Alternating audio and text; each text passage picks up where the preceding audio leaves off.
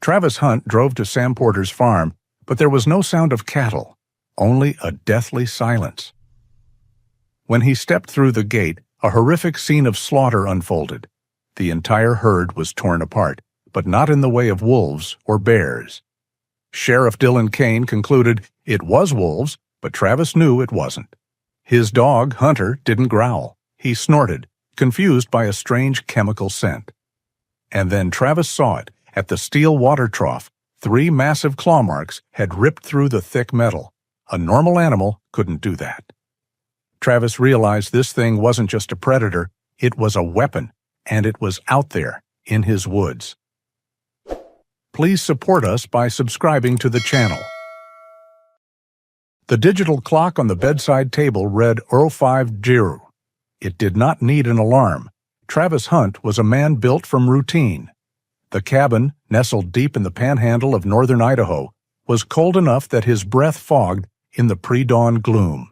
He sat up, swinging his long legs over the side of the simple cot. Travis was in his late 40s, a man who looked like he had been carved from the surrounding mountains, tall, lean but strong, with the kind of worn face that comes from too much weather and too many memories. His short brown hair was clipped close, a habit from his time in the Marines, and silver was aggressively claiming the hair at his temples. He reached for his boots, and his hand hesitated. A tremor. It started in his fingers, a faint vibration that threatened to race up his arm. He closed his eyes, focusing on the rough texture of the leather laces. A soft pressure pushed against his thigh. Travis looked down. Hunter was already there. The dog was not a pet, and he rarely behaved like one. He was a 9-year-old German Shepherd, retired from military service, just like Travis. His coat was a striking mix of thick gray and white, his muzzle frosted with age, but his eyes were sharp, intelligent, and locked on his owner. Hunter did not whine or bark. He simply leaned his weight against Travis's leg, a solid, living anchor. This was the system. This was the discipline. Travis covered the dog's broad head with his hand, feeling the tremor subside against the thick fur. "On station, huh, boy?" Travis murmured. His voice was a low rasp. Hunter was his early warning system. When the nightmares threatened to pull Travis back to the dust and noise of places he'd fought to forget, Hunter was the pressure on his chest, the cold nose forcing him awake. When the quiet of the wilderness became too loud, echoing with things that weren't there, Hunter was the anchor that proved the present was real. Travis finished lacing his boots, the discipline restored. He pulled on a heavy flannel shirt, colors of navy, gray, and pale beige, over his thermal Henley, and grabbed his old, weathered brown leather jacket from the peg by the door. Hunter was already waiting, his tail giving a single, disciplined thump. They stepped outside. The air was heavy, wet, and biting. Late autumn in the Panhandle was not gentle. The sky was a low, bruised purple, promising a storm that was more ice than water. They did their morning perimeter check, a 2-mile loop Travis had mapped around his isolated cabin. It was a ritual Hunter treated with the seriousness of a patrol. By noon, the promised storm arrived. It was not snow. It was a vicious sleet, sharp pellets of ice that struck the windows with sharp ticking sounds and turned the forest floor into a treacherous glaze. The world shrank to the 4 walls of the cabin. Travis fed the wood stove, the sharp crackle of the kindling the only sound besides the ice. Hunter lay at his feet, head on his paws, watching the flames. The next morning, the world was silent, encased in a brittle shell of ice. The silence was absolute until, jarringly, the satellite phone on the wall let out its sharp electronic ring. Travis tensed. The phone rarely rang. It was for emergencies. He picked it up. Hunt. Travis? Oh, God, Travis. It was his only neighbor, Sam Porter, a man in his late 60s whose farm was 3 miles down the rough logging road. Sam's voice, usually a deep rumble, like old machinery, was now a high, thin reed of panic. "Sam, slow down. What's wrong?" God, Travis, they're all dead. Everything's dead. The cattle. My God, the cattle. Stay inside, Sam. Don't touch anything. I'm coming." Travis hung up. He grabbed his rifle from the rack, checked the magazine by habit, and slung it over his shoulder. "Hunter, gear up." The dog was instantly on his feet, all traces of sleep gone. The drive in his old truck was slow, the road slick and treacherous. When he pulled up to Sam Porter's farm, the silence hit him first. There was no lowing of cattle, no chickens, just the drip of melting ice from the eaves of the farmhouse. Sam was sitting on his porch steps, a small, broken figure in a heavy coat, rocking back and forth. An empty shotgun lay across his lap. "Sam," Travis said gently. Sam just pointed toward the fields, his hand shaking violently. Travis left him there and unlatched the gate. "Hunter, seek." He walked into the pasture, and the scene stopped him cold. It was a slaughter. His cattle, more than a dozen, were scattered across the field. But they hadn't just been killed. They had been torn apart. He saw a fence post, thick as a telephone pole, snapped in half. His Marine training took over, pushing the horror back, replaced by cold analysis. This wasn't a wolf pack. Wolves were hunters. They were efficient. They would have hamstrung one or two, fed, and left.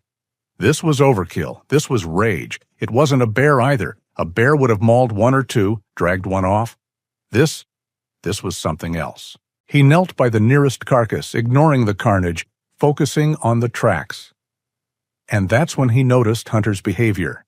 The dog was tense, his ruff slightly raised, but he wasn't growling. When Hunter sensed a bear or a coyote, he would emit a low, rumbling warning. Now he was agitated, moving in short, confused bursts, sniffing the air, and then snorting as if to clear his nose. "What is it, boy?" Hunter moved toward a set of tracks near the broken fence line. He lowered his head, sniffed deeply at the mud, and then recoiled instantly. A sharp, confused snort exploded from his nose, and he sneezed, shaking his head violently. Travis knelt beside the track. The scent was faint, masked by the metallic smell of blood and the damp earth, but it was there. It was wrong. It wasn't the musky scent of a predator. It was a sterile, bitter odor, like ozone and burnt copper, a chemical smell. His eyes followed the track. The print itself was massive, a deep indentation in the half-frozen mud that dwarfed his own boot. But it was the damage nearby that made his blood run cold. A galvanized steel water trough, thick-walled and heavy, had been knocked aside, and down its side, 3 deep gauges were carved into the metal. The sound of that impact, of claws screeching through steel, must have been terrible. Travis stood up slowly. He didn't look at the dead animals. He didn't look at the broken fence. He didn't look at the weeping man on the porch.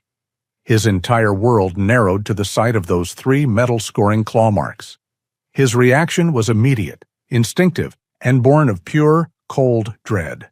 He didn't reach for his rifle. He didn't scan the tree line for a threat. His gloved hand moved, finding the thick, warm ruff of Hunter's neck. He grasped the dog firmly, pulling him half a step closer. In that moment, Travis Hunt wasn't afraid. He was terrified, but not for himself. He realized with absolute certainty that whatever had done this was not an animal. It was something else, and it was now in his woods. He looked down at the dog pressing against his leg, the one living thing that held his world together. This new thing was a direct threat to the only thing he had left to lose. Travis stayed at Sam Porter's farm only long enough to make sure the older man was safely inside, his hands wrapped around a mug of hot coffee, his eyes still vacant with shock. Travis made the call, and then he waited, his back to the house, Hunter sitting steadfast at his heel. He and the dog watched the tree line, a dark, jagged scar against the icy gray sky. An hour later, a county sheriff's vehicle crunched up the gravel road. The man who stepped out was Sheriff Dylan Kane. He was in his mid-50s, with a face that reflected the exhaustion of a man trying to police 2,000 square miles of rugged wilderness with only 6 deputies.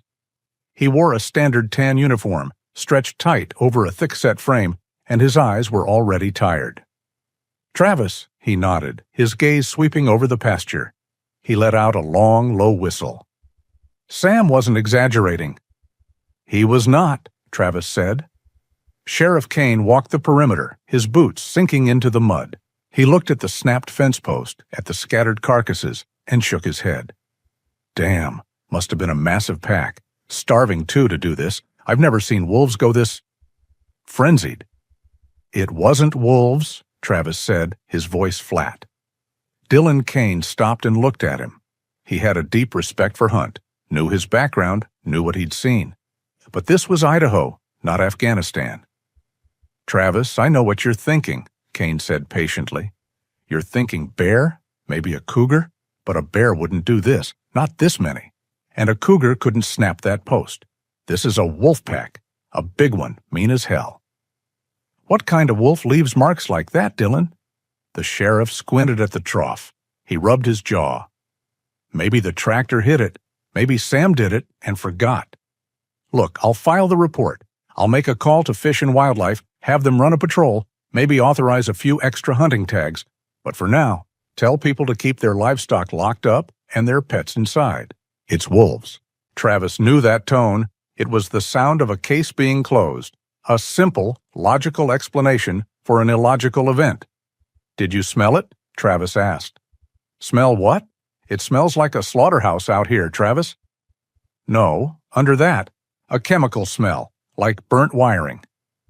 Hunter, as if on cue, let out a low huff and sneezed again, scrubbing his nose against the snow-patched grass. Sheriff Kane just sighed, pulling his notepad out. I'll put it in the report. You get on home, Travis. Let us handle this. Travis nodded once. He didn't argue. He knew he was on his own. He motioned to Hunter, and the dog fell into a perfect heel as they walked back to the truck. The drive back to his cabin was silent, but his mind was loud. He was obsessed. The image of the claw marks on the steel trough was burned into his thoughts. He wasn't curious. He wasn't angry. He was deeply, profoundly afraid. Sheriff Kane believed the threat was a wolf pack, but wolves were predictable. They had territories. They had patterns. This thing did not. He glanced at Hunter. The dog was sitting in the passenger seat, his head up, scanning the woods as they drove. Hunter was his anchor, the living proof that he had made it home. And that cabin, his isolated sanctuary, now felt like a paper box. The door was solid oak, but the thing in the woods had snapped a fence post thick as his thigh. The windows were double-paned, but this thing had carved its signature into sheet metal. The fear was a cold knot in his stomach. If he waited, if he locked his doors and sat by the fire, it would eventually find him. It would smell the wood smoke, or the dog, or him. And it would come. The fear was not for himself. It was the paralyzing dread that he would fail to protect the one thing that had saved him. He would not wait for it. He would find it first. Back in the cabin, the atmosphere changed. The quiet refuge became a POM, forward operating base. Travis did not see this as a hunt. A hunt was for sport or for food. This was what the Marines had called a defensive patrol. You moved outside your perimeter to find and neutralize a threat before it could reach your wire. He laid his gear out on the cot with military precision.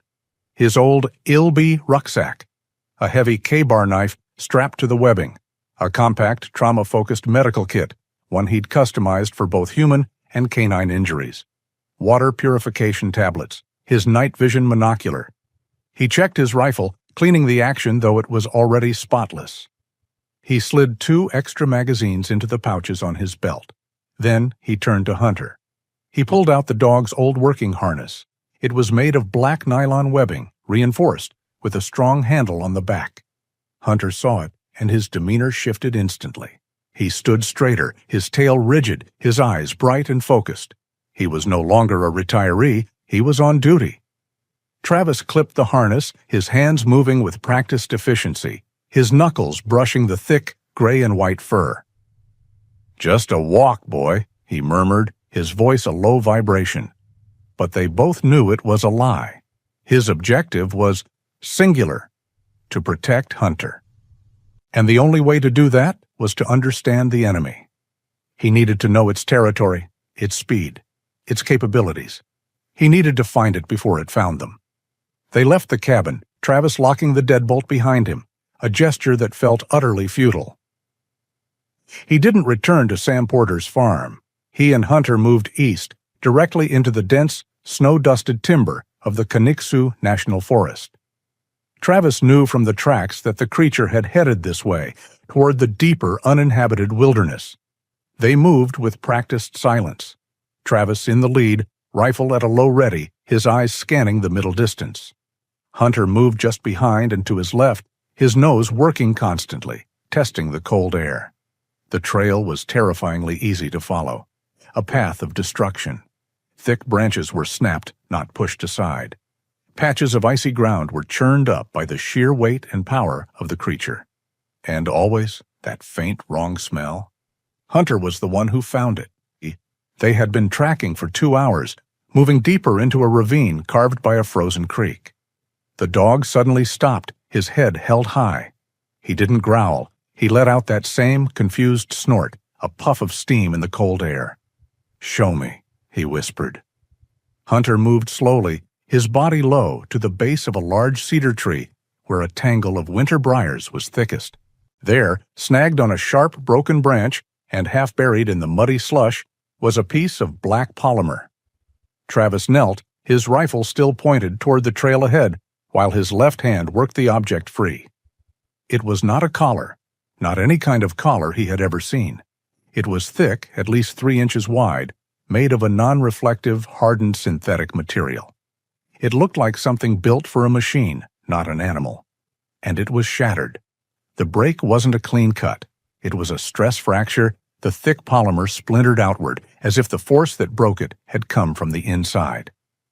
He brushed the mud away from a small metal plate riveted to the side. Most of it was gouged and unreadable, as if deliberately destroyed. But he could make out 2 words, etched by a laser. Asset monitor. Travis stared at the broken piece of hardware, the cold seeping through his gloves. His mind raced. This wasn't a lost pet. This wasn't a freak of nature. This was property. This was an asset. Someone had built this thing. Someone had caged it, tracked it with industrial-grade GPS, and had, somehow, lost it. He pocketed the broken collar, the cold polymer heavy against his leg. He looked at Hunter, who was still scanning their back trail, protecting him. Travis realized the truth. The woods were no longer empty, and the thing they were hunting was not the only enemy out here. The owners would be looking for their asset. The broken piece of polymer felt heavy in Travis's glove. An asset monitor. The implications of the word asset settled on him like the freezing fog, which was now growing denser, closing in around them. The air in the ravine was heavy, still and wet, pressing against his eardrums.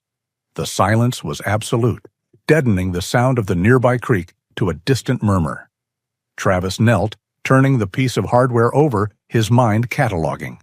Weight, heavy for its size. Material, non-reflective, military grade. Maker, unknown. Purpose. Hunter, who had been scouting a few yards ahead, suddenly went rigid. It was not a normal alert. The dog's entire body locked, his gray and white fur bristling along his spine. His head dropped low, ears pinned back. A low, vibrating growl started deep in his chest, a sound Travis had never heard before. It was not a warning to a bear. It was a sound of profound wrongness. "Hunter, what?" Before Travis could finish, the dog lunged back at him, not with aggression, but with purpose.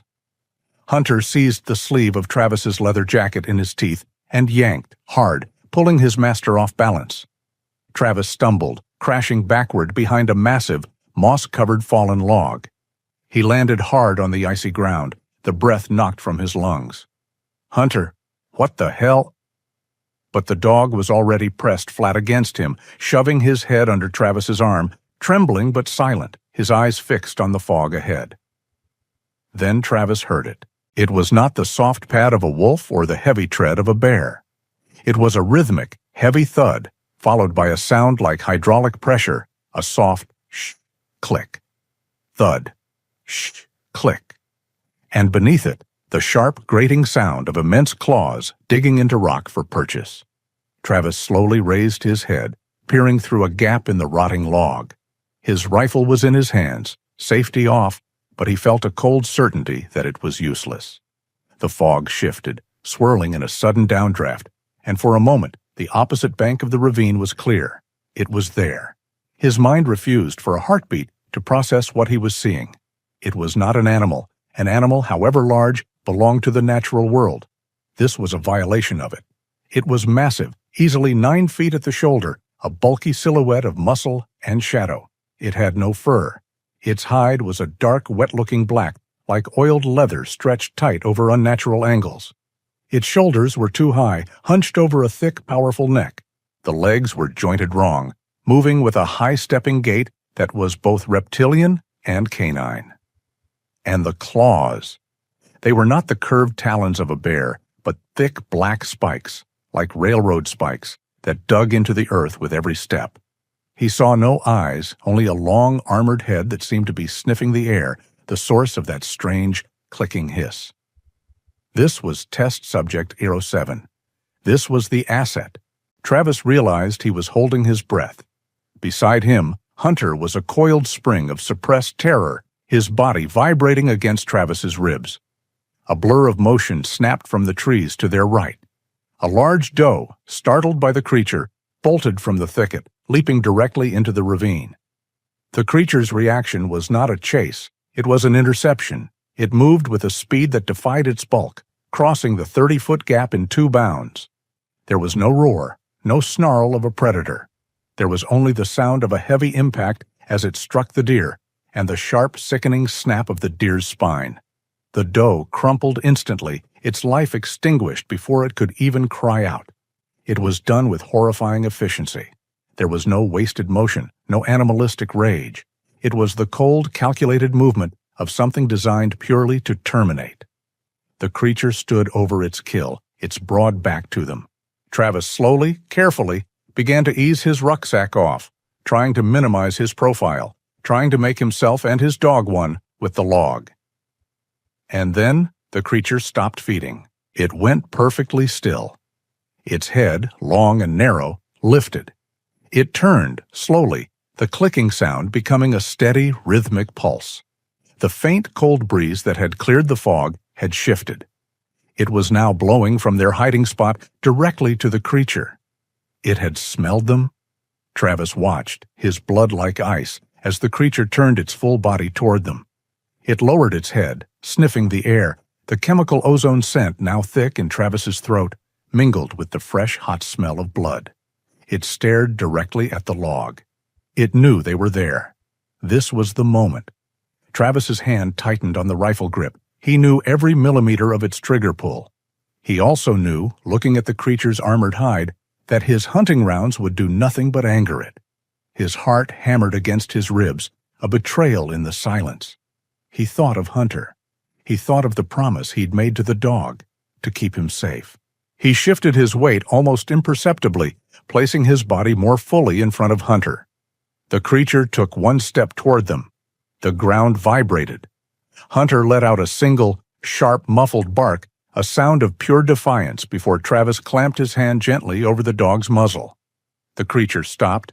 It tilted its head, a strangely analytical gesture. It stared for 1 second. 2. 10. Travis could feel the creature's gaze, though he could not see its eyes. It was not the predatory hunger of a bear. It was not the territorial anger of a wolf. It was the cold, flat appraisal of a machine scanning a new variable. It seemed to weigh its options. The deer was a guaranteed meal. They were an unknown, hidden behind cover. The creature's programming, or its instinct, made a choice. It decided they were not the primary threat, or perhaps not the primary objective. It let out a low-frequency rumble, a sound that Travis felt in his bones more than heard with his ears, mixed with a final sharp click of its mandibles. It was not a roar of aggression, it was a sound of dismissal. It turned its back on them. With one effortless movement, it seized the entire deer carcass in its massive jaws, turned, and climbed the far side of the ravine. It disappeared into the fog as silently as it had arrived, leaving only the smell of ozone and the deep, unnatural tracks in the mud. Travis did not move for a long time. He waited until the rhythmic thud of its footsteps had completely faded. He waited until the fog had reclaimed the clearing. Only then did he let go of his breath, which escaped in a shuddering, visible cloud. His hands were trembling, the tremor from the morning now a violent shake. He looked down at Hunter. The dog was still tense but had relaxed his down position. He licked Travis's shaking hand, his intelligent eyes filled with a shared fear. "Good boy," Travis whispered, his voice cracking. "Good boy, Hunter." He leaned his head back against the log, the cold, wet moss soaking his jacket. He had underestimated everything. He had come out here on a defensive patrol, as if he were dealing with a simple animal. He understood now. The broken collar, the unnatural movement, the chemical smell, the brutal efficiency. This was not an animal that had escaped its cage. This was a weapons system, fully active, hunting in his woods. Travis remained behind the log for 10 full minutes after the creature vanished. His entire body was locked in a state of paralysis, a cold sweat chilling the back of his neck despite the freezing air. The tremor in his hand was no longer a tremor. It was a violent, uncontrollable shake. He looked at Hunter. The dog was still pressed to the ground, but his gaze had shifted from the ravine to Travis's face. He was watching his owner, waiting for the signal. The fear was in the dog's eyes, but layered over it was a deeper, absolute trust. That trust was a knife in Travis's chest. "Okay," Travis whispered, the word a dry-throated croak. "Okay, we're moving. Slow. We're moving." He forced his muscles to obey. He couldn't go back the way he came. That path was compromised. He also couldn't follow the creature. He had to go up, over the eastern ridge of the ravine, and take the long, circuitous route back to the cabin. It would add 2 miles to their trek, but it was the only way. He gave Hunter a silent hand signal, a slow, downward wave, for stealthy retreat. They moved like ghosts, crawling backward over the icy rocks, not daring to stand. Every snap of a twig under Travis's boot sounded like a cannon shot in the heavy, fog-filled silence. Hunter was magnificent. He moved without a sound, his paws finding purchase on the moss and stone, his body a low, gray-white shadow. They reached the crest of the ridge, a dense wall of pine and fir that offered concealment. Travis felt a fraction of the tension leave his shoulders. They were exposed on the path, but here, in the trees, they had cover. He stood, his rifle at the low ready, and began to move, putting distance between himself and the kill site. The fog was a mixed blessing. It cloaked their movement, but it also meant he could walk into another threat before he saw it. He had to rely completely on Hunter. They had moved perhaps half a mile, navigating a steep, rocky decline, when Hunter stopped. This stop was different. It wasn't the terrified wrongness alert from the creature. The dog froze in mid-stride, his left forepaw raised. His head was cocked, his ears swiveling, locking onto something far below them in the ravine. He didn't growl. He simply sank to the ground, his body flat, a trained observational posture. Travis dropped behind a snow-dusted boulder, pulling Hunter tight against his chest. He held his breath. At first he heard nothing but the drip of melting ice. Then the fog swirled, and the sound carried up to him. It was the faint electronic squelch of a radio-breaking silence, followed by a low, human voice. A moment later, he heard the click of metal against plastic and the muffled crunch of multiple disciplined boots on the gravel of the creek bed. Travis's heart, which had been hammering, seemed to stop. He was not alone, and these were not hikers. He shifted, peering through a narrow gap in the rocks. Below him, moving through the very spot where the creature had made its kill, was a team of men. There were 4 of them. And they were not like him. Travis was a relic of a different kind of war. He wore leather and flannel, carried a bolt-action rifle, and trusted his dog. These men were from the future. They were clad in matte black tactical gear, no camouflage, designed for operations in low light. They wore sleek, modern helmets with integrated communication headsets and multi-lens night vision mounts flipped up, ready. They carried short-barreled black rifles equipped with suppressors and advanced optics. Travis recognized the weapons and the posture. These were not soldiers. They were not police. They were operators. Tier 1 contractors. They moved in a fluid diamond formation, each man covering a sector, their movements economical and terrifyingly professional. Travis recognized the technique instantly. He had taught it. He had lived it. As they passed, one man turned, scanning the ridge where Travis was hiding. Travis saw a patch on his armor, a subtle black-on-black shield emblem. Aegis. The name flashed in his mind, a private military corporation known for doing the jobs governments couldn't, or wouldn't. One man, clearly the leader, stopped near the deer's remains. He held a device that looked like a rugged tablet. He was looking at the screen, then at the ground. "Tracks are clear," the leader's voice carried up, sharp and clear through the damp air. "Asset is moving northeast. Baseline steady. We are 2 clicks behind." Another voice, distorted by a radio, replied, audible even to Travis. "Copy, Blake. HQ wants confirmation. Is this a retrieval or a termination?" The leader, Blake, didn't hesitate. "The collar is offline. It breached secondary containment.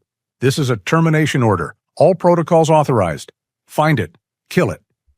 Blake, termination, asset. The words slammed into Travis.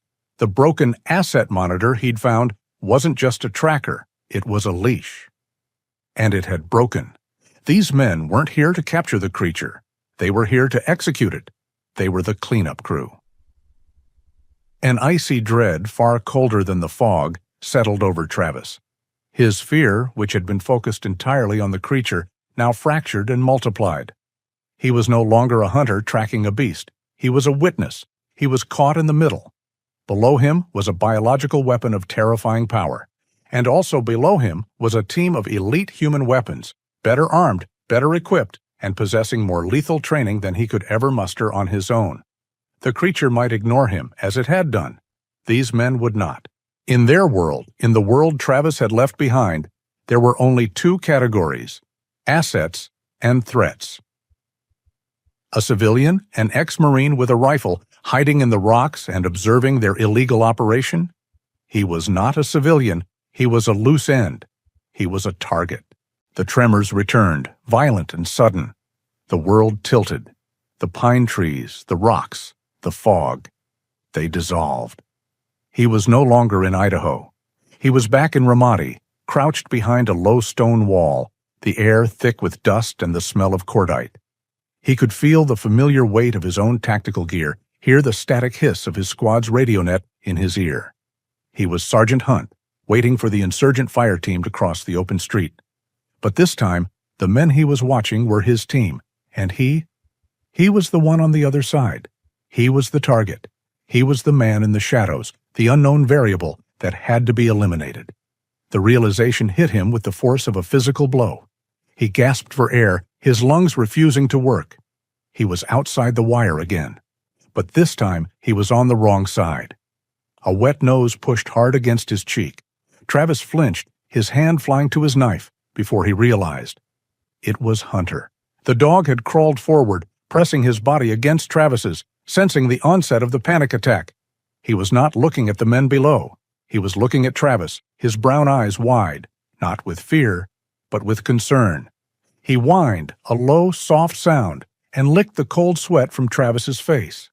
The simple, warm, living contact broke the flashback.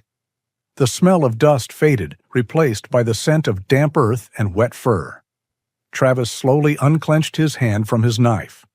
He looked at Hunter, his anchor, and the fear was replaced by a surge of profound, sickening guilt. Hunter was supposed to be safe.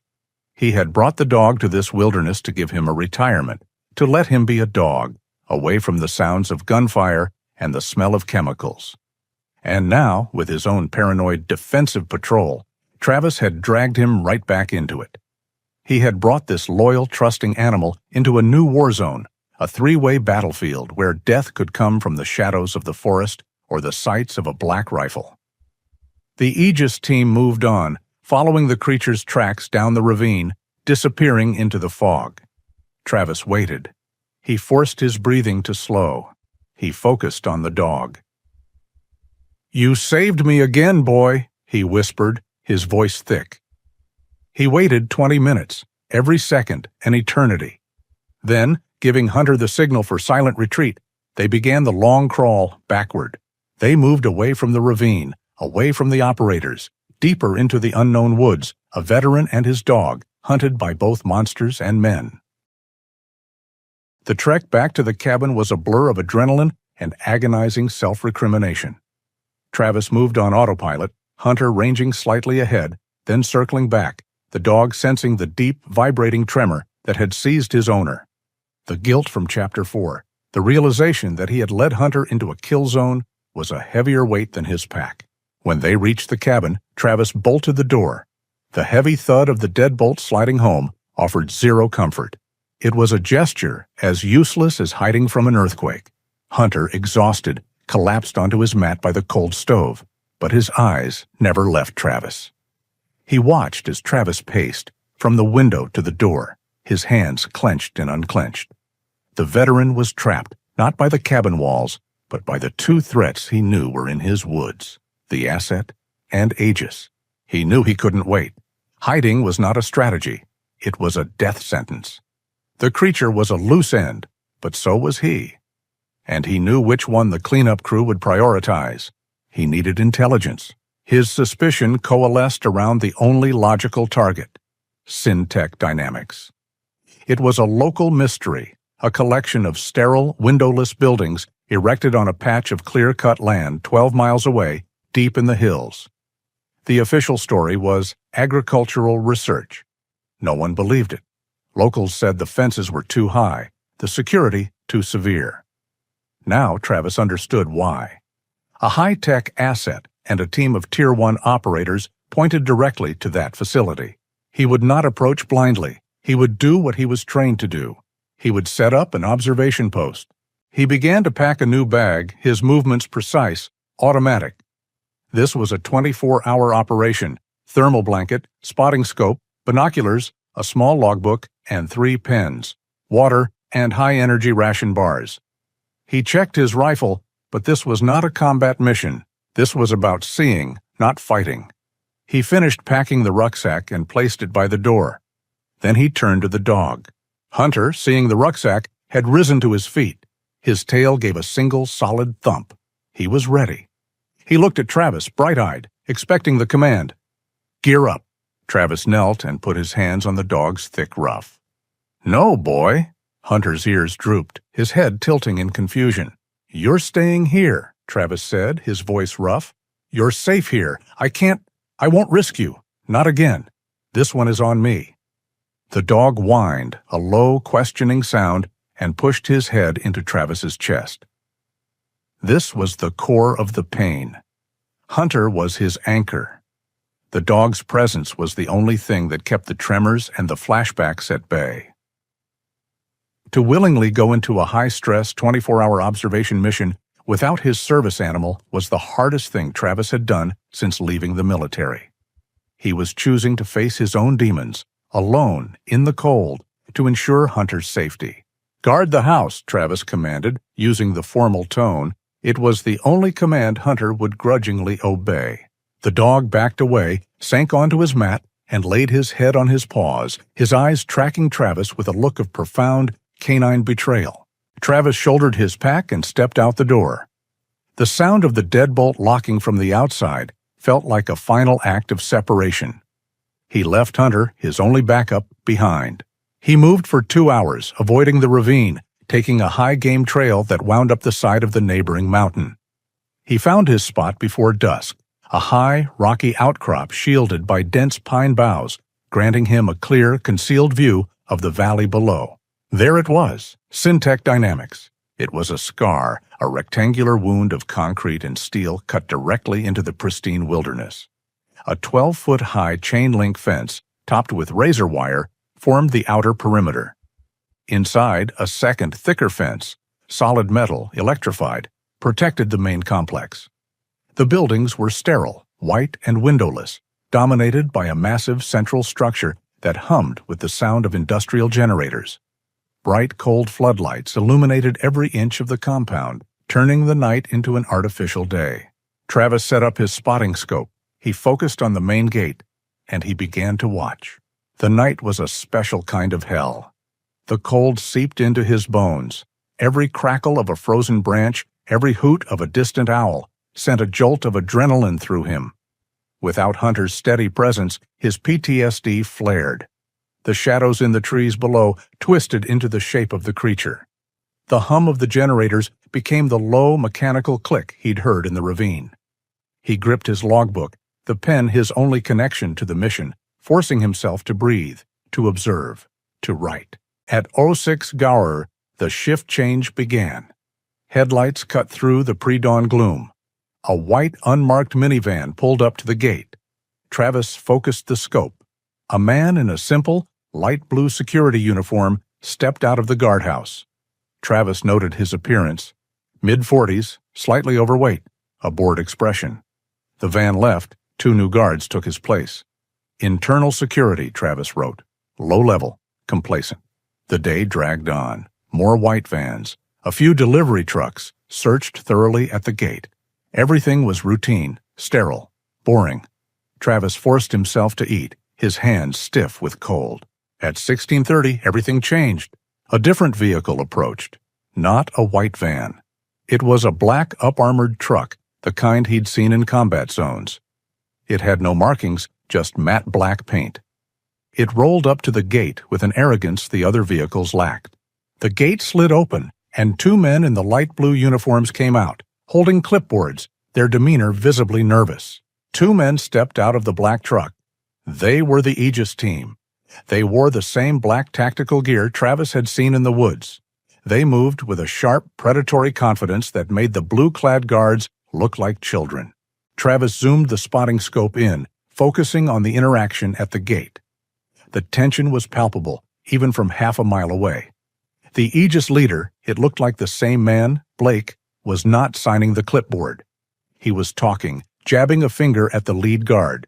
One of the internal guards, a younger man with reddish hair and a nervous twitch, seemed to be fumbling with a security fob, trying to open the inner boom gate.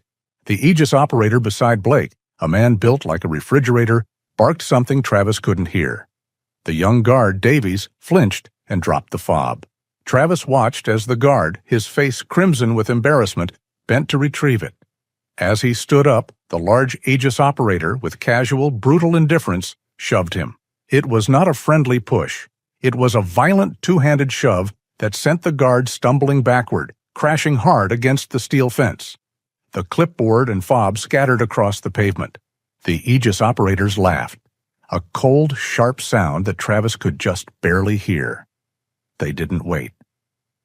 The gate buzzed open, and they walked through, leaving the guard to pick himself up, his face a mask of white-hot rage and deep, profound humiliation.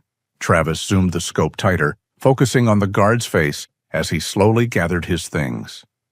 He saw the man's name tag. D. Davies. He watched Davies stand up, brush himself off, and slam his fist against the guardhouse wall, believing he was unobserved. Travis let out a breath he hadn't realized he was holding. The cold, the exhaustion, the 24 hours of mental torture. It all faded, replaced by a cold, clear focus. The Aegis team was arrogant. They were sloppy. They had assumed their superiority made them untouchable, and in doing so, they had just created an enemy on the inside. Travis had seen that look on Davies's face before. It was the look of a man who had just been pushed past his breaking point, a man who had nothing left to lose and was desperate for a way to hit back. Travis Hunt packed his scope. He had his target. He had his in. He had found his weak link. The hike back to his truck was a grueling 2-hour ordeal. Travis moved through the darkness, the 24-hour observation mission having taken a severe toll. He was operating on sheer spiteful willpower. The cold had settled deep in his joints, and his mind, unprotected by Hunter's grounding presence, felt frayed and sharp, like a live wire. Every shadow seemed to pulse with imagined movement. Every gust of wind through the pines sounded like the creature's mechanical hiss. He was alone with his ghosts, and they were loud. He reached his truck, hidden in a thicket off an old logging road. He allowed himself 1 minute. He sat in the driver's seat, the engine off, and dry swallowed 2 painkillers. He was exhausted. He wanted to go home. He wanted to see his dog. But he couldn't. Davies was the weak link, and that link was about to break. He drove to a turnout on the main county road a few miles from the Syntec entrance and killed his lights. He waited. The cab of the truck grew cold, but he didn't run the heater. He needed to stay sharp. At 22:05, a pair of headlights appeared. A small, decade-old sedan rattled past. Travis recognized it from his logbook. Davies. Travis gave him a 2-mile lead before pulling out, his own headlights off, navigating by the faint glow of Davies's taillights. He followed him out of the hills, away from the facility, toward the small, worn-down town of Clark's Fork. Davies pulled into the gravel parking lot of a place called the Spur and Post. It was a low, windowless building with a flickering neon sign that advertised beer and pool. It was the kind of place people went to be forgotten. Travis parked across the street in the shadows of a closed gas station. He watched Davies go inside. He waited. He needed the man to be settled, to be angry, and to be on his second drink. After 15 minutes, Travis got out of his truck, pulling the collar of his leather jacket up against the biting wind. The inside of the bar was dim, smelling of stale beer, disinfectant, and deep-fried food. A country song played softly from a digital jukebox. 3 men sat at the far end of the bar, ignoring everyone. And there, hunched over the counter, was Davies. He still wore his light blue Syntec security jacket, a cheap-looking patch on the shoulder. His reddish-blonde hair was thin, and his shoulders were slumped in a posture of permanent defeat. A half-empty glass of whiskey sat in front of him. Travis took the stool 2 seats down. He nodded to the bartender, a tired-looking woman, and ordered a draft beer. He didn't look at Davies. He just sat, letting the silence and the atmosphere of the room settle. He could feel the waves of bitter, impotent anger rolling off the man beside him. Davies finished his glass and gestured to the bartender for another. "I recognize that look," Travis said, his voice quiet, not looking up from his own beer. Davies tensed. He glanced sideways. What look?" His voice was defensive, suspicious. The look of a man who just got shoved against a fence by some contractor who thinks he owns the place. Davies' face went white. He swiveled on his stool. "Who are you? You following me? You one of them?" "Easy," Travis said, holding up a hand. "I'm just a guy having a beer. I saw the whole thing. From the ridge. I was hunting." "Hunting?" Davies scoffed, but his fear was palpable. "I served," Travis said, cutting to the chase. "Marines. Iraq, 2004. I know contractors. I know Aegis." The name hit Davies like a slap.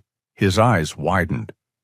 "I saw how they treated the regular grunts," Travis continued, his voice low and steady.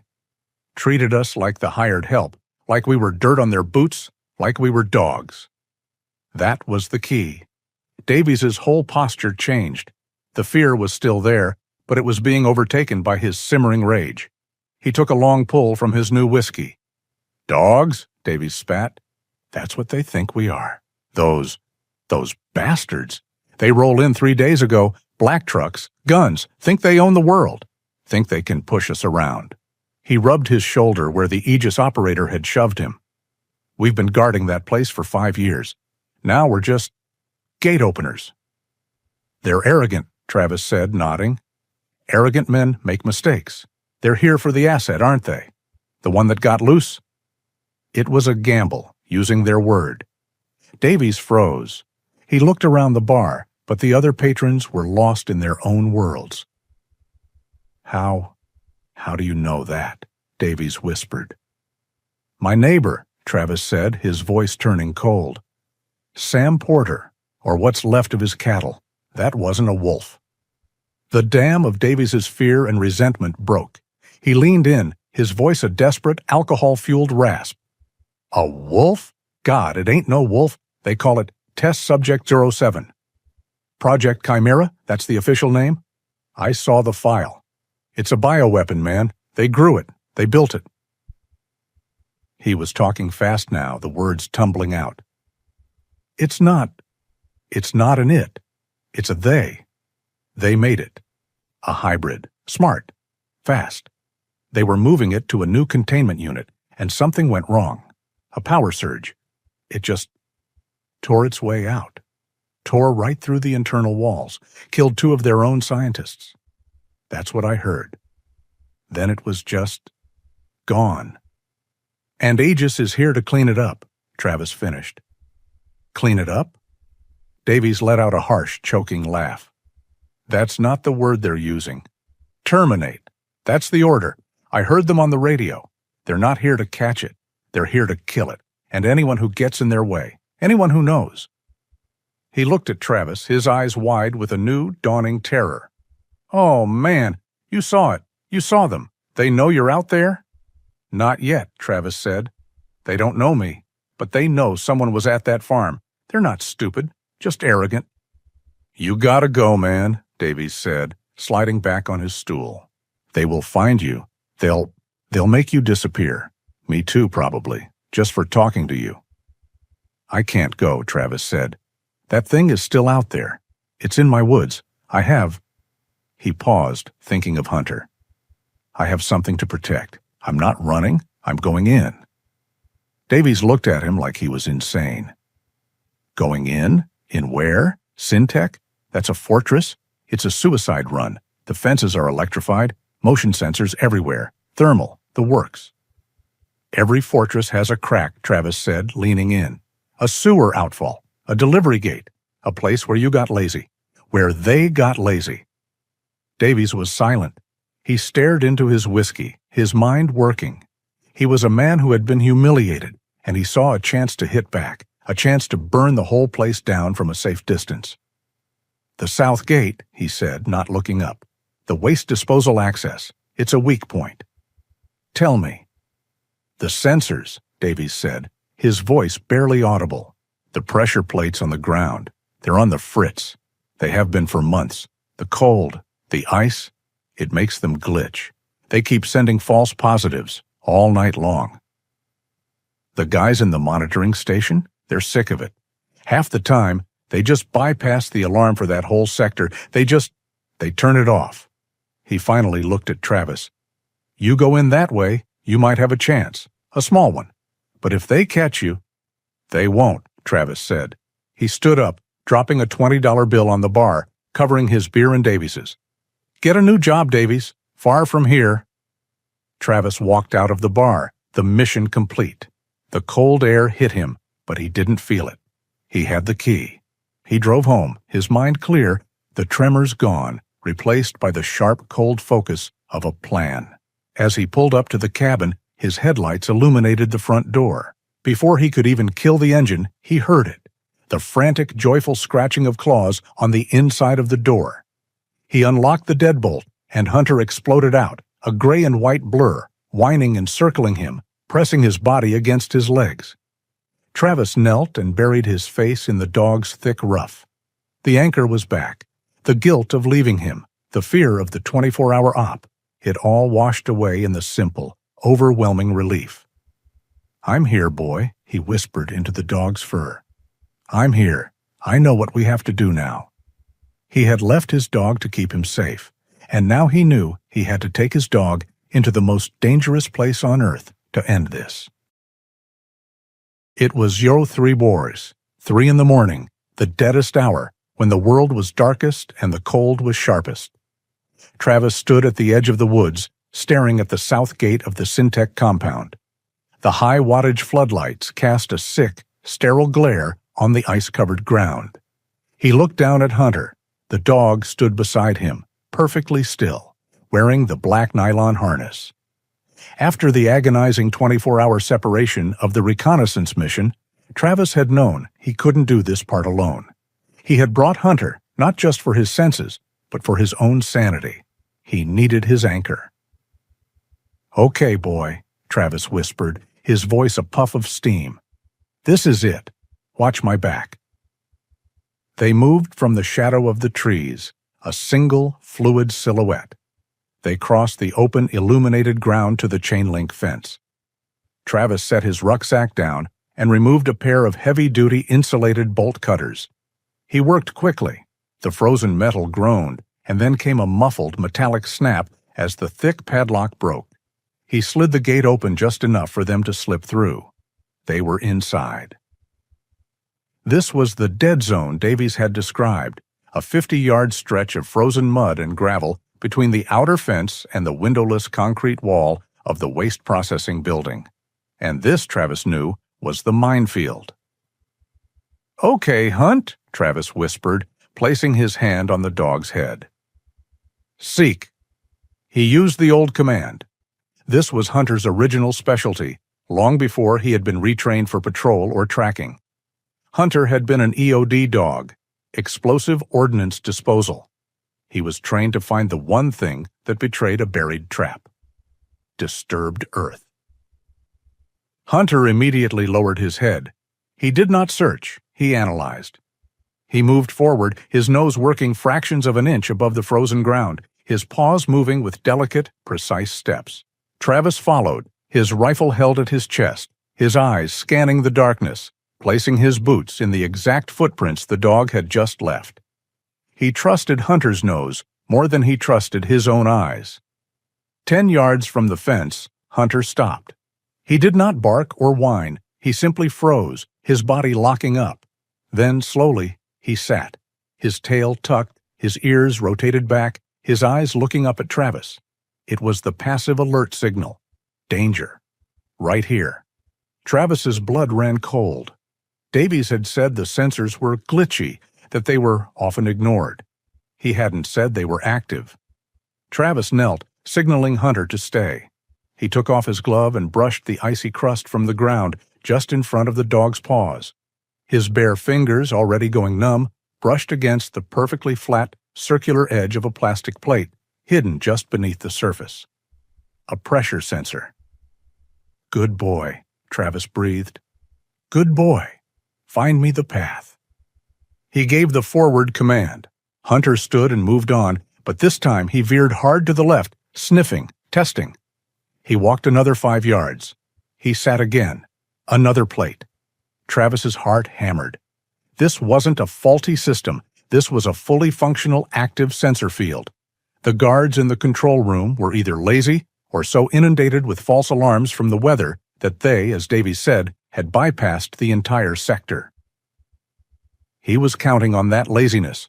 It was a slow, agonizing process. Hunter would move, stop, sit. Travis would mark the spot mentally. The dog wove a complex serpentine path through the open yard, finding a total of 6 buried sensors. Each time Hunter sat, Travis felt a surge of gratitude for the animal that was, ounce for ounce, a better soldier than he had ever been. Finally, Hunter reached the steel door of the warehouse and sniffed the base, then looked back, giving a silent, "all clear." Travis approached. The door was a heavy industrial model with a simple electronic keypad and a manual key override. He ignored the keypad. He pulled a small tension wrench and a set of picks from his pocket. The lock was cheap, civilian grade. Syntech had clearly spent all their money on the fences and the sensors, not the back door. He worked in the freezing dark, his fingers aching, the only sound a series of quiet, precise clicks. After 30 seconds, he heard the faint, satisfying thud of the bolt retracting. He eased the door open. The smell hit him first.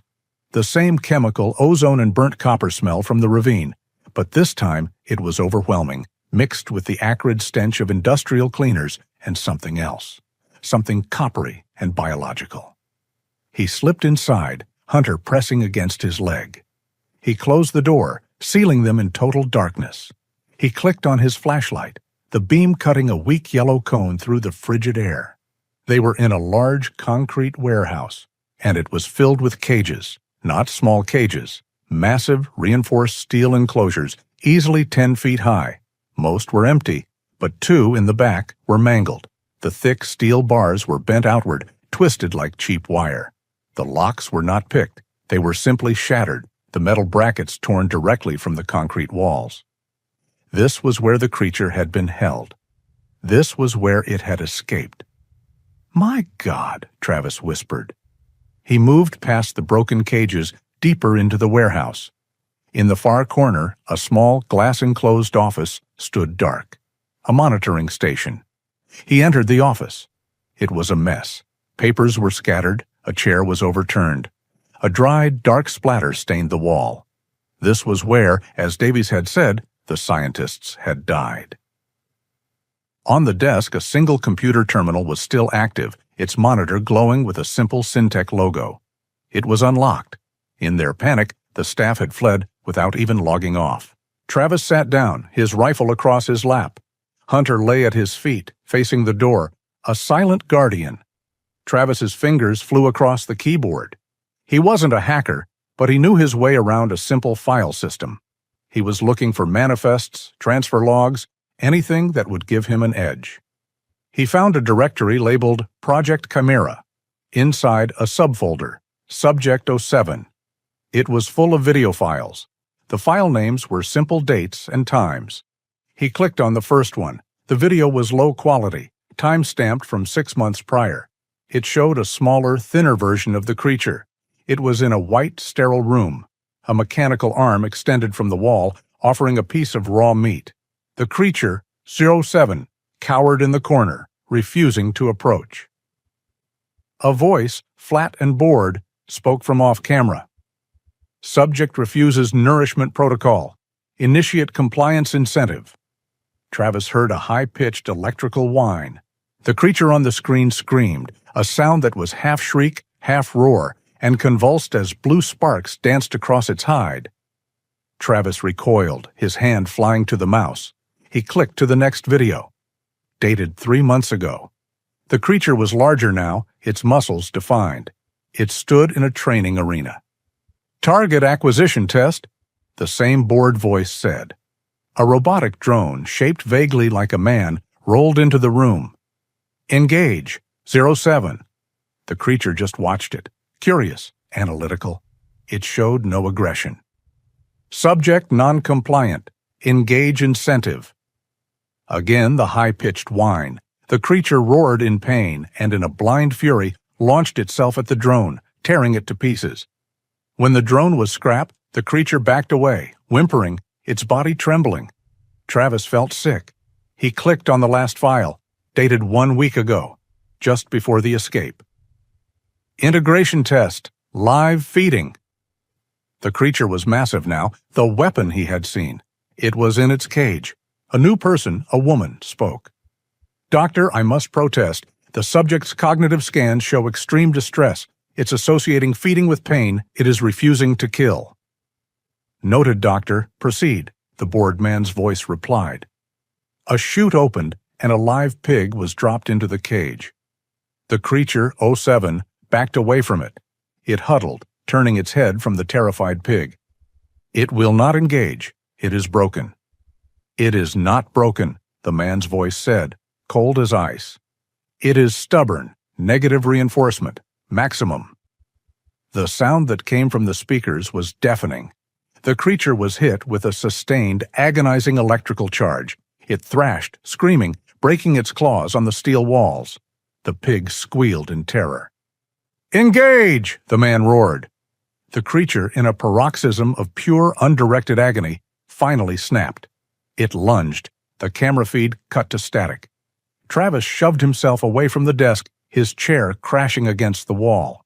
He stumbled into the main warehouse, his hand over his mouth, his breath coming in ragged, suffocating gasps. He had been wrong, so wrong. He had seen a monster in the ravine, a bioweapon, an enemy. But the video showed the truth. He looked at the twisted, broken bars of the cage. It wasn't rage that had done that. It was pain. It was a creature tortured beyond endurance, driven mad by men in sterile coats, until it had finally, mercifully, broken its chains. He thought of his own training in the Marines. The screaming drill instructors, the tear gas, the process of breaking a man down, of using pain and fear to build a compliant soldier. He had seen negative reinforcement his entire adult life.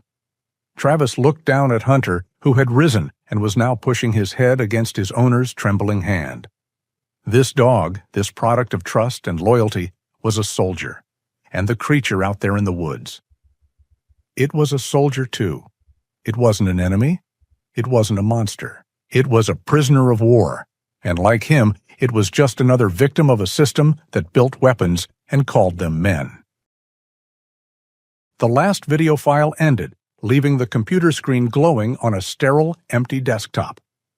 Travis sat frozen, his breath fogging in the frigid office, the sound of the creature's recorded screams echoing in his head. A prisoner of war. Just another soldier. He looked at Hunter, who was on his feet, his body rigid, a low rumble starting deep in his chest. The dog wasn't looking at Travis. He was staring at the office door, his ears locked forward. Hunter's growl was not directed at the memory on the screen.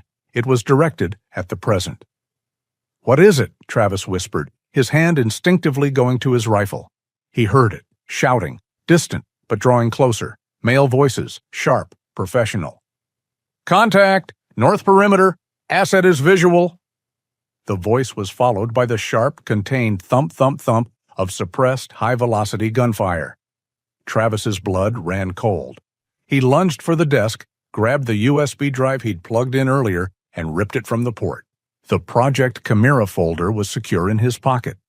He killed the monitor, plunging the small office into near-total darkness, illuminated only by the faint red emergency lights of the warehouse. "They've cornered it," he hissed. "Right here." Aegis had flanked the creature, using the forest and the terrain, and had driven it back, cornering it against the one place it knew, its former cage. A sudden, deafening sound of metal tearing exploded through the building. The loading bay door was ripped from its tracks as Test Subject 07 burst through, scrambling into the relative darkness of the warehouse. It was trapped. Aegis was outside, forming a semicircle of death. Travis and Hunter were inside, blocking the only other exit. "Blake, it's inside," a voice shouted from the yard. "It's in the warehouse. Flush it out. Use incendiaries." "Negative," a different voice, colder, replied. It was the voice of command. "That's the specimen lab. I want the asset terminated, not vaporized. Fall back to the south gate. We'll meet it when it comes out." Travis realized what was happening. Aegis was pulling back, seeding the building and covering the only escape route they knew of, the steel door Travis and Hunter had used. They were trapped in a dark concrete box with a 9-foot, wounded, terrified, and unbelievably powerful creature. Hunter was pressed against Travis's leg, his body a single, coiled muscle, trembling, his growl a constant vibration. "Easy, boy," Travis whispered, his hand on the dog's head. "We can't stay here. They'll come in eventually." He could hear the creature moving in the vast, dark space. A heavy, limping footstep. A wet, rasping sound of pained breathing. The occasional sharp scrape of its claws on the concrete. It was wounded, and it was hiding among the empty cages. Travis eased the office door open. The air was thick with the smell of ozone and fresh blood. He scanned the darkness. Nothing. He had to get to the steel door, 50 yards across the open floor. He gave Hunter the hand signal for low crawl. They exited the office, 2 shadows staying close to the wall. They were halfway to the door. 10 more seconds, and they would be out. Suddenly, a brilliant, white-hot light flooded the warehouse. A chemical, pyrotechnic glare. An Aegis operator had climbed onto the roof and dropped a high-intensity flare through a skylight. It illuminated the entire scene in stark, flickering white. Travis was exposed, a perfect silhouette in the middle of the floor, and across the room, by the broken cages, the flare's light caught the wet, black hide of Test Subject 7. The creature was hunched, bleeding from a dozen small-caliber wounds on its shoulders. It saw them. Its head snapped up. It saw Travis. It saw the new threat. It did not analyze. It did not pause. The videos had shown Travis what happened when it was cornered and in pain. The creature let out a high-pitched shriek of pure, maddened agony and charged. It was an avalanche of muscle and claws, closing the distance in a blur. Travis tried to raise his rifle, but he knew, with a sickening certainty, he would never be fast enough. He was too slow. This was the end. He was wrong. A sharp, defiant bark exploded at his side. Hunter did the one thing he was never supposed to do. He broke formation. He left his master's heel and launched himself, a 90-pound blur of gray and white loyalty, directly at the creature's charging shoulder. It was a suicidal, impossible act of love. A gnat trying to stop a freight train. Hunter's fangs found purchase on the creature's thick hide, but he was nothing. He was a momentary annoyance. The creature didn't slow, it swatted him away. It was a casual, horrific gesture of indifference. The same force that had snapped fence posts. The creature's massive forearm, tipped with those black, steel-like claws, caught Hunter in the side. Travis heard the sound, a sound he would hear in his nightmares for the rest of his life. A high, thin, piercing yelp of agony. Hunter was thrown, a ragdoll, tumbling 20 feet through the air. He slammed into a rack of metal shelves with a terrible, wet impact. He fell to the concrete floor and did not move. The creature, its path now clear, continued its charge at Travis. But Hunter had bought his master 1 second, and 1 second was all the Marine needed. Travis's rifle was already at his shoulder. The grief, the rage, the terror, it all vanished, replaced by the cold, clear focus of the firing range. He did not aim for the head. He aimed for the center mass. 3 deafening explosions of gunfire rocked the warehouse. The flashes lit the room, a strobe light of violence. The 30 .06 rounds, heavy hunting slugs, slammed into the creature's chest and shoulder. The impacts were like hammers. They didn't pierce the armor, but the kinetic force was immense. The creature was knocked sideways, stumbling, its charge broken. It roared in pain and fury. The gunfire was the signal. From outside, the Aegis team opened up. A hail of automatic fire ripped through the thin metal walls of the warehouse. Bullets snapped and whined through the air, sparking off the cages. The creature was now trapped between 2 fires. Wounded by Travis, assaulted by Aegis, it did the only thing it could. It turned, scrambled back to the loading bay it had entered, and vanished into the night. The warehouse was suddenly silent, save for the distant shouting and the high-pitched ringing in Travis's ears. "Hunter!" Travis's voice cracked. He ran, slipping on the slick floor, to the metal shelves. His flashlight beam, shaking violently, found the dog.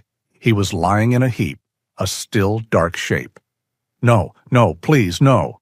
Travis fell to his knees beside him. Hunter was on his side, his eyes half open. His breathing was a shallow, wet rattle. Travis's light illuminated the wound. It was a horrific, deep gash, running the length of the dog's flank, from his last rib to his hip, torn open to the muscle. Blood was pulsing, covering the concrete floor in a dark, spreading pool. This was his greatest fear. This was the nightmare that had driven him from the start. His obsessive, paranoid need to protect Hunter had led them here. He had brought his dog into a war zone. He had failed him. The guilt was a physical force, crushing his chest, stealing his breath.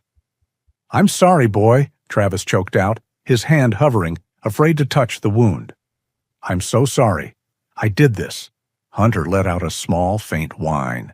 A new sound cut through the air, faint, distant, but growing. A rising, multi-toned wail from the valley. Sirens, Sheriff Dylan Kane, the sustained automatic gunfire, echoing for miles, had finally brought the law. Travis had no time. The Aegis team was now trapped. They would become infinitely more desperate, more lethal. He had to go. He tore his rucksack from his back, letting it fall. He ripped his leather jacket off and wrapped it around the dog's torso, trying to apply pressure to the massive wound. Hunter cried out, a thin, painful sound. I know, I've got you," Travis sobbed. He slid his arms under the dog, lifting all 90 pounds of dead weight against his chest. He stood up, stumbling, his friend a heavy, warm, bleeding burden. Travis ran. He ran out the steel door, back into the sensor field. He didn't care. He ran past the outer fence, a ghost carrying his own soul, leaving the sounds of the firefight and the approaching sirens behind. He plunged into the darkness of the forest, his face wet, his heart broken, running toward a home he wasn't sure he could reach in time. The forest was a nightmare of sharp, icy branches and treacherous, snow-covered roots. Travis ran, his lungs burning, his arms screaming in protest. The 90-pound weight of Hunter was a catastrophic, shifting burden. The dog was a dead weight, his body limp, and with every desperate, stumbling step Travis took, a low, agonizing whine escaped the dog's throat. The leather jacket Travis had wrapped him in was soaked through, and the drip, drip, drip of blood onto the frozen leaves behind him was a death sentence. It was a trail, a bright, screaming red arrow pointing directly to them. He could still hear the sirens, a faint rising and falling wail in the valley behind him, converging on the Syntec facility. That was the clock. The police presence would scatter the Aegis team, flushing them from their objective. And Travis knew, with the cold certainty of a hunted man, what their new objective would be. Him, the witness? He couldn't go to the cabin. It was too far, and it was the first place they would look. He needed somewhere close, somewhere dark, somewhere defensible. The Black Rock Mine. It was an abandoned iron mine, a network of tunnels and shafts dug into the granite shoulder of the mountain, a mile from where he stood. He had explored its upper levels. It was a maze. It was a tomb. It was perfect. He pushed on, his legs shaking, the guilt and the adrenaline a toxic cocktail in his veins. "I'm sorry, boy," he gasped, his face pressed against Hunter's fur. "I did this. I'll fix it. I promise you, I'll fix it." He reached the mine entrance, a gaping black mouth in the side of the hill, partially obscured by a fall of rock. He didn't hesitate. He plunged into the oppressive, absolute darkness. The air inside was stale, cold, and smelled of damp stone and ancient iron. He moved deeper, his free hand sliding along the cold, wet rock wall until he reached a high, dry gallery he remembered, 100 yards from the entrance. He gently, so gently, laid Hunter down. The dog's breathing was a shallow, wet rattle. Travis fumbled for his flashlight. He switched it on, the beam cutting a sharp, lonely cone in the dark. He unwrapped the blood-soaked jacket. The wound was worse than he could have imagined. His flashlight beam illuminated a deep, ragged canyon of torn muscle, the ends of broken ribs gleaming white. He was losing him. No, not like this. Travis tore open the medkit he'd carried, the one he'd packed for both man and dog. His hands were shaking violently, but his training took over. He grabbed the packet of hemostatic granules, the quick clot. "This is gonna hurt, Hunt. Stay with me." He poured the granules directly into the gash. Hunter screamed. It was not a bark or a yelp. It was a high, thin, piercing sound of pure agony that echoed horribly in the stone tunnel. He thrashed, his legs kicking, trying to bite, but he was too weak. Travis grabbed him, holding him down, his own tears streaming onto the dog's fur. I know, boy. I'm sorry. Hold on. He pressed his hands over the wound, applying brutal, direct pressure, feeling the chemical heat of the granules beginning to work. Hunter's body went limp, his head falling back, his eyes half-lidded. Travis worked, his hands sticky and red, wrapping the wound tightly with pressure bandages, creating a crude but life-saving tourniquet around the dog's entire torso. It was a terrible, desperate piece of field medicine. But the bleeding slowed, then stopped pulsing. Hunter was alive, barely. Travis sat back, his body trembling, his breath sobbing in the silence. He switched off the flashlight, plunging them back into the total, sensory-depriving dark. He needed his ears. He listened. The mine was silent, save for the faint, steady drip of water somewhere in the distance. Then a new sound. At the entrance, the scrape of a boot on gravel. Travis's heart stopped. They had been fast. The blood trail. A cold, familiar voice cut through the dark. He's in here. Blood trail's heavy. He was carrying the dog. He's wounded, or he's slow, or both. It was Connor Blake. Travis heard 3 distinct sets of footsteps entering the mine. He heard the faint electronic hum of their gear. Night vision. They had NVGs. He was blind. Travis pressed himself flat against the rock wall, his rifle in his hands. He was in a dark gallery with one entrance, guarding a critically wounded animal, and 3 Tier 1 operators were coming for him. He was not a soldier anymore. He was just a man in a trap. He looked at the space where he knew Hunter was lying. He had to move. He had to separate them. He edged away from Hunter, deeper into the darkness, his boots silent on the sandy floor. He found a side tunnel he remembered, one that looped around.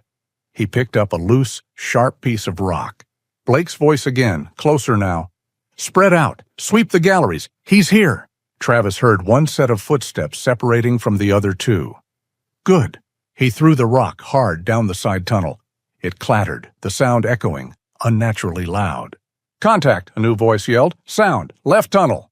"Spectre, cross-check that tunnel," Blake ordered. "Rook, on me. We'll hold the main."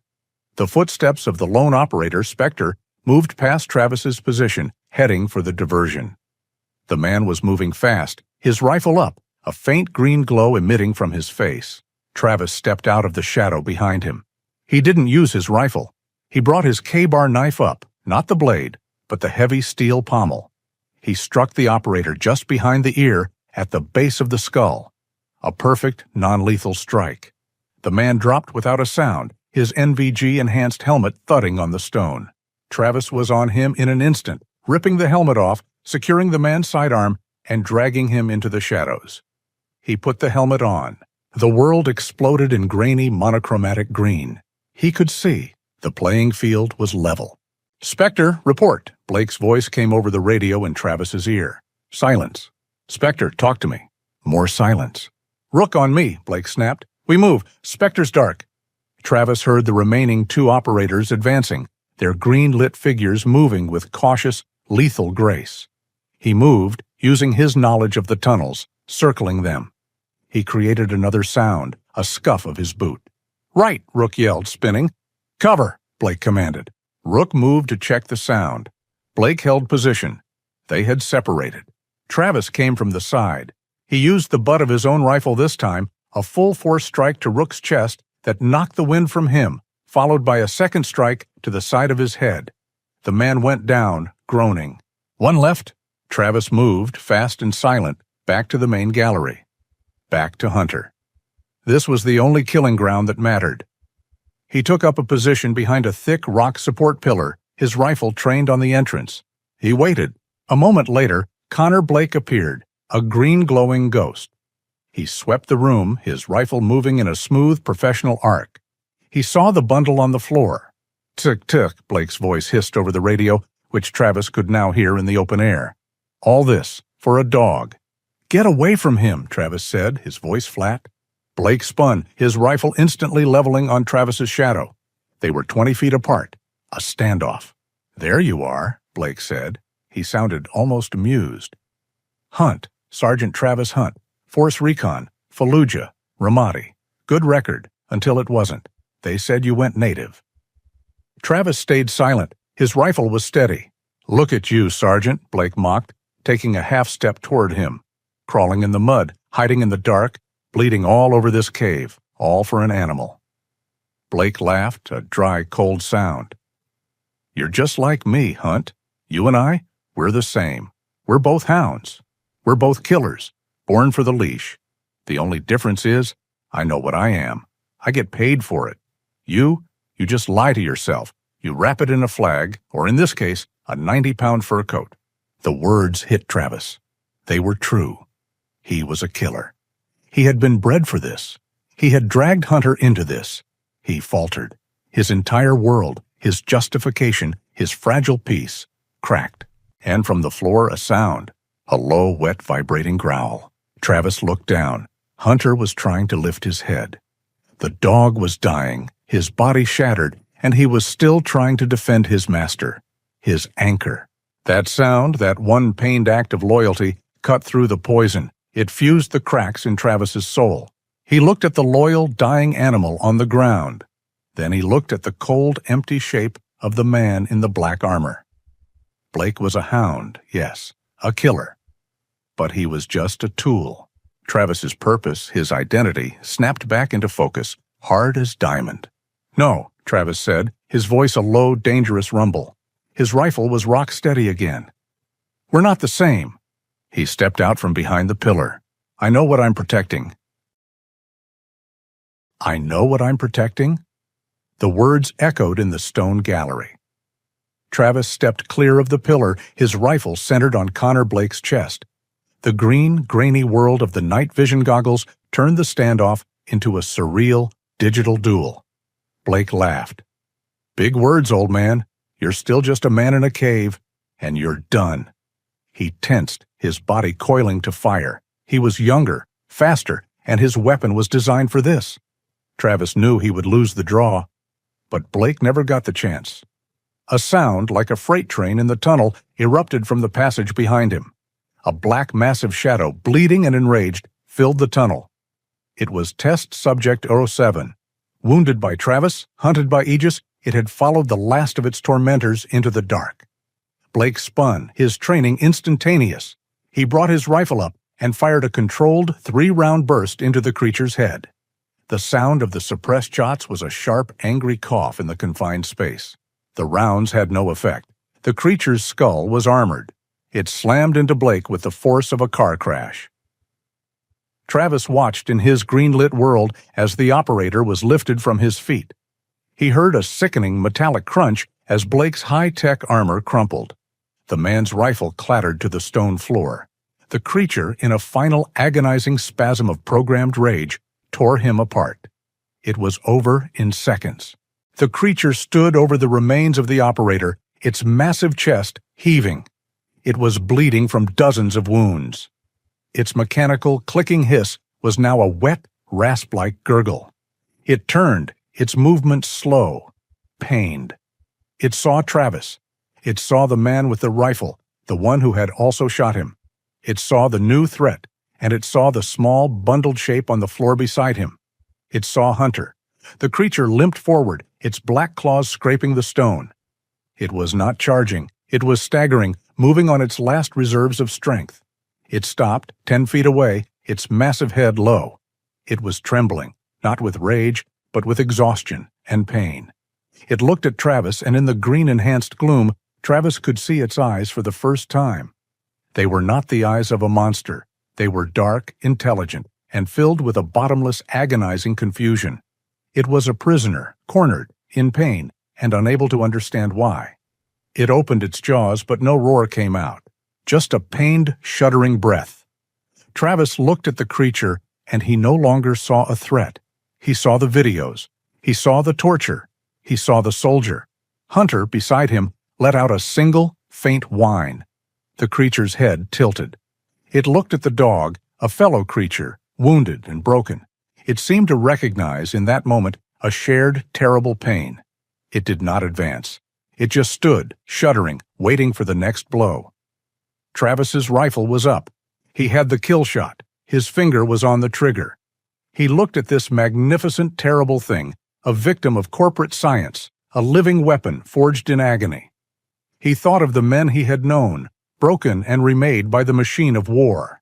He could not let this continue. This was not an execution. This was an act of mercy. He lowered his aim from the head to the chest, to the heart, where he knew his bullet would find purchase. "Rest, soldier," Travis whispered. His voice was thick.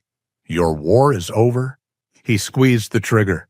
The sound of the unsuppressed rifle shot was catastrophic, a deafening explosion of thunder that shook the dust from the ceiling. The heavy round struck true. The creature staggered. It looked at Travis, its dark eyes wide. It did not roar. It simply crumpled, its legs folding. It collapsed onto the stone floor, and with a final, shuddering sigh, was still. The silence that fell was absolute. It was deeper than the darkness. Travis stood, his rifle hanging at his side, his body shaking. He was alive. He turned, ripping the night vision helmet from his head. He switched on his flashlight, the yellow beam a comfort. He knelt by Hunter. The dog was still breathing. The crude bandage was holding. He was cold, his gums pale, but he was alive. "I got you, boy. I got you," Travis choked out. He looked at Blake's body. He felt nothing. He walked over and retrieved the tactical tablet, the one he had seen the operator using. He clipped it to his belt. He took Blake's radio. He worked quickly, securing the sidearms from the other two operators, disabling them, and leaving them for the police. He then made 2 calls on Blake's radio. The first was to Sheriff Dylan Kane, who was still coordinating the chaos at the Syntec facility. "Dylan, this is Hunt. I'm at the Black Rock Mine, upper gallery. I have 3 men down. Non-lethal. Repeat, non-lethal. They are Aegis operators. I need medical evac for them, and I need you here, now. And Dylan, bring your biggest blanket. My dog is hurt." The second call was to a number he knew by heart, a satellite phone. He had to try 3 times before his shaking fingers punched in the correct code. It rang once. "Shaw," a woman's voice answered, crisp and alert. "Marilyn," Travis's voice cracked with relief. "It's Hunt." "Travis? My God, I haven't heard from you since 2018. Where are you?" "Idaho, and I'm in trouble. But I have a story. A big one. Syntec Dynamics. Project Chimera." "Travis, what are you talking about?" "I'm sending you a file." "Right now," he said, looking at the tactical tablet. "Body cam footage, op orders, everything. It's bad, Marilyn. It's real bad." Okay, Travis. Send it. Where are you? Are you safe?" "Not yet," he said, looking down at his dog. "But I'm working on it." He hung up. Weeks later, the snow was thick outside, piling up against the windows of the cabin. But inside, it was warm. A massive fire crackled in the stove, casting a warm orange glow on the room.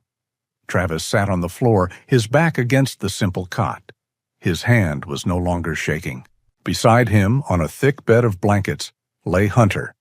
The dog's entire flank was shaved, a stark pink landscape of stitches, but he was breathing deeply and evenly. His head was on Travis's lap. Travis's laptop was open. An email from Marilyn Shaw was on the screen. It was not the first. The story had exploded. Syntec was buried in federal indictments. Aegis was being investigated by Congress. The asset had been quietly and scientifically disposed of, its existence officially denied, even as the evidence proved it was real. A new email chimed. It was from Marilyn. It read, "Travis, I got the file. Don't go anywhere. I'm on my way to Idaho." Travis smiled. That had been the first message. This new one was different. It read, "The investigation is moving forward. They're going to need your testimony. But the big news? A friend of mine at the VA saw your file. They're reopening your case. They're going to get you the help you earned, Travis, the right help." He closed the laptop. He looked down at the dog sleeping in his lap. He stroked the dog's head, his fingers tracing the scar above his intelligent brown eye. Hunter, in his sleep, let out a soft sigh, his tail thumping once against the blanket. Travis looked at the fire. He was not a warrior. He was not a hound. He was not a victim. He was just a man. And for the first time since he'd come home, he was not alone. He was a man with his dog, and he was safe. The story of Travis and Hunter reminds us that the deepest wounds are often the ones we cannot see. But it also shows that the greatest healing doesn't come from being the strongest, but from having a bond of loyalty that refuses to let you go. If this story of sacrifice and redemption touched your heart, we hope you'll help us share it by liking this video and subscribing to our channel. We always find so much inspiration reading your own stories in the comments below. And the next tale in our collection is already waiting for you, right here on the screen.